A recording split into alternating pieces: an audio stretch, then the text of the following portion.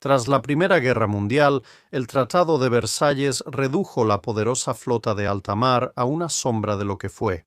Luego, la flota imperial rusa entró en guerra interna y con potencias occidentales durante la Revolución Soviética y sus secuelas. La ejecución o persecución de gran parte de la nobleza rusa, que tradicionalmente había formado gran parte de la clase de oficiales, significó que lo que quedaba de la flota rusa no era especialmente grande ni estaba especialmente bien dirigida.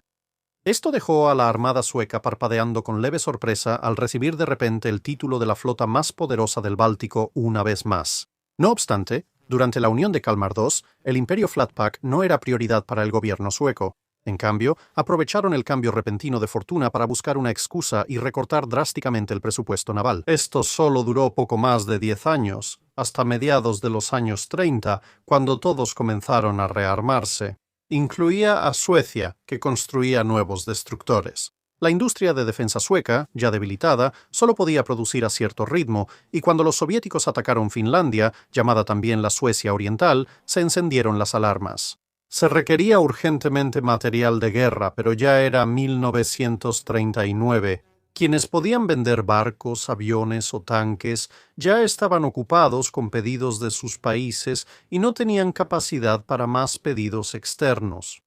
Excepto Italia, que vendía de todo a cualquiera, salvo que sirvieras pizza carbonara en un evento diplomático. 3 meses tras iniciar la Segunda Guerra Mundial, una delegación sueca viajó cautelosamente por Europa para dialogar con los italianos, quienes aún no participaban, sobre una gran compra de minas, una de las favoritas de Suecia, torpedos, similares a minas, pero con motor propio para moverse, lanchas torpederas y destructores para transportar torpedos y minas. Se compraron 4 barcos Mars y se enviaron a Suecia como carga encubierta MAS 506, 508, 511 y 524, que en Suecia se renombraron T-11, 12, 13 y 14.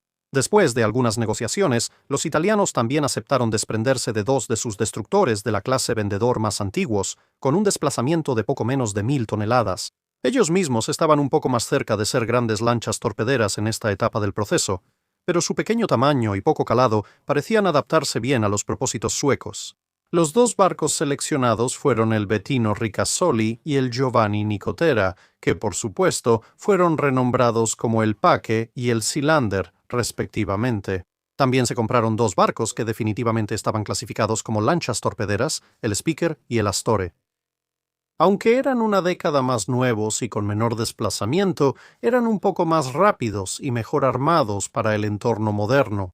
Fueron renombrados Rómulo y Remo, pero todos eran demasiado grandes para caber en la cubierta de un carguero. Por eso debían ser llevados a sus nuevos hogares, mientras los 4 barcos se trasladaban a los muelles de equipamiento en La Svezia para su preparación.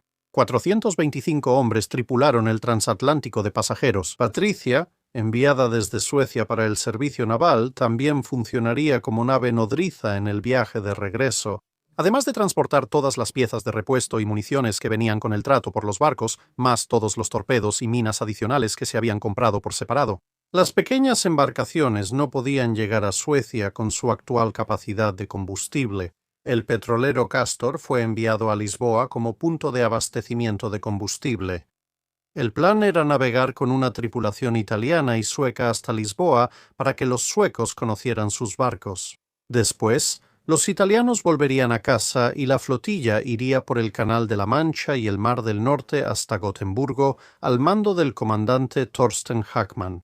La llamada Guerra de Mentiras o Sitzkrieg en la Segunda Guerra Mundial terminó de forma dramática. Con eso llegó la ocupación alemana de Noruega, Dinamarca y el avance en Bélgica y Países Bajos. Esto significaba que el riesgo de que los barcos fueran atacados por error al cruzar la zona de guerra en el extremo oriental del canal era demasiado alto. Los barcos tendrían que rodear el Reino Unido y bajar por el Mar del Norte. Por el aumento de la beligerancia italiana hacia los aliados, se decidió que las tripulaciones suecas viajarían solas desde el inicio. Todo se mantuvo en secreto. El mundo se enteró hasta que la formación apareció en Cartagena, España, el 21 de abril. Tras perder energía y chocar con Sealander en su primer tramo marítimo, Puke vio que los británicos ya ocupaban uno de sus puntos de escala, las Islas Feroe, que antes eran supuestamente danesas. Desde la invasión de Dinamarca, la Marina Real no quería que las islas fueran usadas como refugio seguro para submarinos. Esto sería importante. Tras reparar, la formación fue a Lisboa a reabastecerse del Castor y salió el 26 de mayo rumbo a Cove, Irlanda. La velocidad máxima del Castor era más lenta que la velocidad de crucero económica del resto de la formación, así que se le ordenó navegar de manera independiente. Todos se reunirían otra vez en la isla Esmeralda el 2 de junio, llegaron los destructores y el Patricia, que embarcó a varios ciudadanos suecos que decidieron regresar a casa. Pero mientras esperaban y esperaban, no había señales del Castor ni aceite disponible para la venta en Cove. Así que el Patricia tuvo que improvisar líneas de transferencia de combustible para rellenar los destructores y todos se dirigieron hacia los faraones. Lo que había sucedido fue que un crucero francés se topó con el Castor y, al sospechar de un petrolero solitario navegando por ahí, las zonas controladas por los aliados habían puesto una tripulación de presa a bordo y la ordenaron dirigirse a Casablanca para una inspección. Aunque la liberaron tras unos días, ahora su itinerario estaba muy retrasado. El 19 de junio, el transatlántico y los destructores llegaron a Torhaven, Islas Feroe, y anclaron en el fiordo de Scala esperando al tanquero, que estaba muy retrasado. Te puedes imaginar su sorpresa cuando al día siguiente, en vez del Castor, las formas mucho más amenazantes de 3 destructores clase Tribal, Tatar, Maori y Moshona llegaron a la entrada del fiordo y empezaron a apuntar sus cañones hacia los barcos suecos. Cualquiera de los grandes destructores británicos superaba en potencia de fuego prácticamente a toda la formación, y el comandante Hackman se preguntaba qué demonios estaba pasando. El Castor finalmente llegó más tarde ese día, pero los británicos le ordenaron anclar por separado. Las respuestas a la situación llegaron en la forma del capitán Castlan, comandante de la sexta flotilla de destructores, quien abordó el Puke en un bote proveniente del Tatar. Le dijo a Hackman que incautaban los barcos para que no los tomaran los alemanes, que las tripulaciones irían al Reino Unido y luego podrían regresar a casa. A Hackman le prohibieron usar sus radios para informar lo que pasaba. Desde entonces, el Patricia estaba lleno de municiones, y las únicas armas que se podían utilizar en ese momento eran un par de cañones de 4 pulgadas, en la cubierta de popa del Remus. Hackman no podía discutir el asunto en ese momento.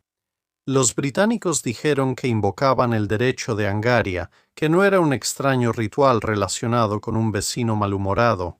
De hecho, era una antigua parte del derecho internacional que se remontaba a antes del período medieval, pero esencialmente decía que, en caso de guerra, cualquier propiedad perteneciente a una tercera parte neutral que se encontrara en el territorio de una de las partes beligerantes podía ser incautada o destruida para negar su uso al enemigo, aunque quizás se deba compensar adecuadamente. Los británicos estaban preocupados de que los alemanes pudieran intentar usar exactamente el mismo derecho que los suecos. Los barcos pasaban por aguas noruegas o danesas, o cerca de ellas, y simplemente decidieron llegar primero. Inicialmente, a pesar de su posición bastante desventajosa, Hackman estuvo tentado a rechazar las órdenes británicas y luego regresar, disparar o hundir sus barcos, pero decidió consultar con los otros oficiales superiores, pidiendo una copia de las órdenes británicas por escrito para ganar tiempo. Como sus barcos casi no tenían combustible ni agua y había riesgo para los civiles, el barril de pólvora era el Patricia. Además de la, admitidamente, bastante débil muestra de desafío que los cañones de popa del Remus podían ofrecer. Se concluyó que resistir era más probable que dañara a los suecos que a los británicos. Los oficiales al mando, por mayoría, aconsejaron que resistir no era lo mejor para nadie. Se reunió otra vez con los británicos y aceptó la mayoría de sus condiciones, aunque bajo protesta. Insistió en que las tripulaciones abordaran el Patricia en vez de ser llevadas al Reino Unido. Esto se aceptó, y los barcos británicos se acercaron para desplegar equipos de abordaje a los destructores, donde notaron la grave escasez de combustible y agua. Además, hallaron pequeños sabotajes hechos por la tripulación saliente. Se decidió que el Sealander y el Rómulo permanecerían con tripulaciones de mantenimiento, mientras que el Puke y el Remo serían trasladados a Scapa Flow al día siguiente. Así que a las 6:20 del 21 de junio, el Maori y el Moshona partieron para abrir camino. Como el Castor y la Patricia no estaban en la orden de incautación, salieron más tarde ese día, y tan pronto como llegaron a aguas internacionales, Hagman se comunicó por radio a casa para informar a Suecia lo que había sucedido. Le dijeron que, irónicamente, fue casi al mismo tiempo que las tripulaciones británicas llegaban a su nueva asignación. De hecho, los alemanes habían asegurado a los suecos, por lo que valiera la palabra del gobierno nazi en ese momento, que no iban a interferir con el viaje del destructor pasando por Noruega y Dinamarca. Una hora después de que el transatlántico y el tanque suecos partieron, los británicos creyeron haber descifrado suficientes instrucciones suecas e italianas para activar a Phuket y Remus, y Tártaros navegó con ellos en compañía. Esa noche, Castor y Patricia recibieron la orden de Estocolmo de dar la vuelta y regresar a los faraones para exigir la liberación de los destructores. El argumento principal era que los británicos ya habían garantizado un paso seguro antes de que los barcos salieran de Italia. Al regresar, solo quedaban 2 de los 4 destructores en el puerto. Mientras tanto, en el mar, el buque había decidido averiarse y estaba causando un sinfín de problemas. Mientras los británicos intentaban acorralarla y remolcarla, un remolcador cercano lo intentó pero chocó, así que llamaron a un barco pesquero, esperando la llegada de un remolcador más grande desde Escocia. En Torhaven, los suecos dijeron que los faraones eran territorio neutral y no beligerante. Los británicos señalaron que, dado que habían estado a cargo nominal de las islas durante aproximadamente un mes, eso contaba como territorio británico para efectos del derecho de Angaria. Con el regreso del Patricia y las tripulaciones suecas, llamaron al Moshona para evitar que intentaran recuperar el Seilander y el Romulus por la fuerza.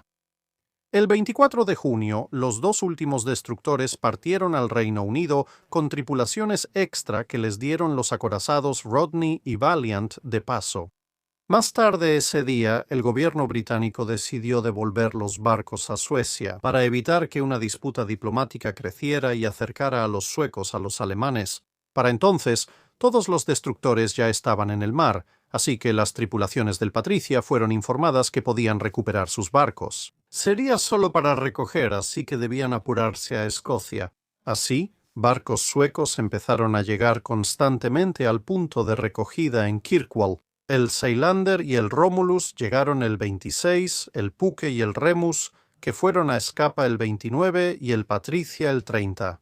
Con la entrega formal de los barcos el 2 de julio, desafortunadamente, la tripulación de presa parecía haberse tomado el pequeño sabotaje y el viaje francamente horrible que sufrieron camino a Escocia de manera bastante personal. Se descubrió que casi todos los objetos sueltos a bordo fueron robados, lo que obligó a permanecer más tiempo en Kirkwall mientras los astilleros reponían todo. Todos los daños se repararon gratis, con una nota de disculpa y 1.000.000 de coronas de compensación, equivalente a 58.000 libras, o el precio estimado de una corbeta clase Flower barata. Con esta entrega realizada, los destructores, el Patricia y el Castor, todos se dirigieron a Suecia el 5 de julio. 3 días después, aviones británicos los bombardearon por error al suponer que todo lo que no tuviera el pabellón blanco cerca de Noruega era hostil. Por suerte, no hubo impactos en la formación sueca y, sorprendentemente, al detenerse en Noruega para repostar, los alemanes de hecho los dejaron en paz y finalmente lograron llegar a Gotemburgo el 10 de julio. Los alemanes consideraron que los envíos suecos de mineral de hierro valían más que 4 destructores, incluso tras las batallas de Narvik. Ahora podrías preguntar, como lo hicieron los suecos en ese momento, ¿por qué exactamente los británicos se apoderaron de los barcos habiéndoles concedido previamente el paso seguro? ¿Por qué, después de tomarlos, los devolvieron tan rápido? Esto pudo haber ocurrido por el momento en que sucedió. Al comprar los barcos, se obtuvieron garantías para el plan de navegación y el paso seguro. Alemania todavía estaba limitada a su invasión de Polonia y un poco de ida y vuelta en la frontera con Francia. Al zarpar los barcos, desde la perspectiva británica, Alemania ya había abusado de las aguas territoriales noruegas antes de invadir Noruega y Dinamarca. Además, ya habían comenzado a avanzar hacia el oeste y, por supuesto, la Kriegsmarine había perdido muchos de sus destructores en estos esfuerzos. Esto hacía parecer más probable que los alemanes quisieran que los barcos suecos compensaran parcialmente sus pérdidas recientes.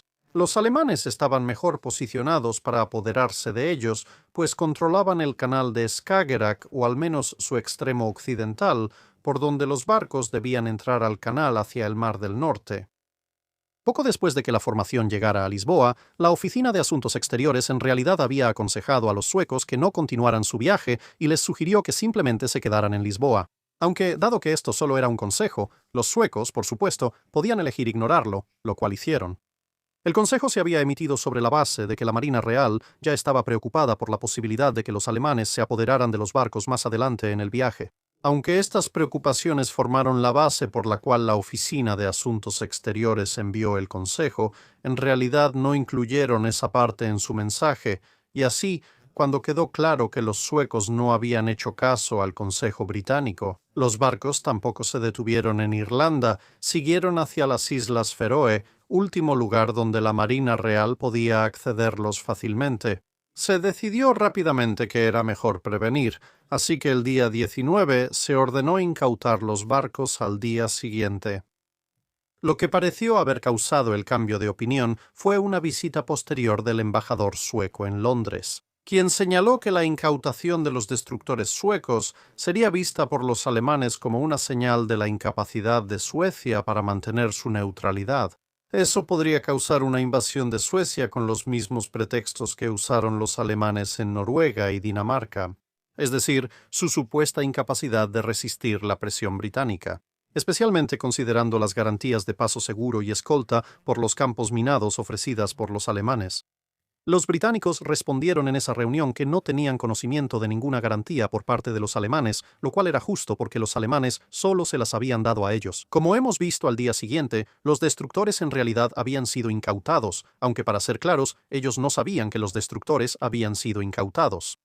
Sin embargo, los británicos dijeron que, aunque supieran de esas garantías, probablemente no confiarían en ellas.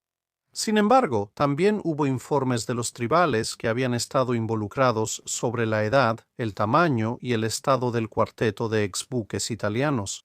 Esto generó dudas sobre si comprometer los envíos de mineral de hierro sueco por esos barcos valía la pena para los alemanes. Y por otro lado, si 4 barcos de utilidad relativamente limitada valían la pena como para arruinar las relaciones anglo-suecas.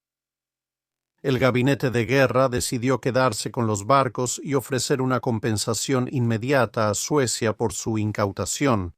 Luego surgieron más informes, de Suecia y el extranjero, sobre el creciente descontento sueco tras difundirse la noticia de la incautación. A esto se sumaban los informes negativos sobre la navegabilidad de los barcos en el Mar del Norte que las tripulaciones de la Marina Real vivían directamente. Mientras los 2 primeros barcos iban a Escocia, esto causó un cambio de plan y se decidió liberarlos ahí, mientras se obtenían garantías sobre otros cargamentos de armas y aviones que Suecia había pedido a otros países para evitar que los alemanes los incautaran durante el trayecto.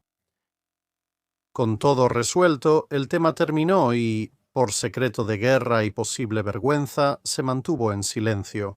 Simplemente dejó de mencionarse y se olvidó por la mayoría. Si lo sabían, los suecos también descubrirían casi lo mismo. Las tripulaciones de presa de la Marina Real habían. Los antiguos Puke y Seilander eran frágiles y se balanceaban en aguas agitadas, requiriendo grandes remodelaciones para ser aptos para operar en el Báltico. Solo sirvieron pocos años antes de ser reservados por sus tripulaciones a finales de 1943 o principios de 1944.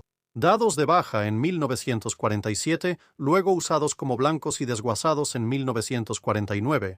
Los más nuevos Rómulo y Remo, aunque más pequeños, resultaron más aptos para los usos suecos, y de hecho se mantuvieron en servicio hasta finales de la década de 1950, con varias mejoras a lo largo del tiempo, antes de ser desguazados también a principios de la década de 1960. Curiosamente, sobrevivieron a sus antiguos captores, pues Moshona y Maori fueron perdidos en ataques aéreos en 1941 y 1942.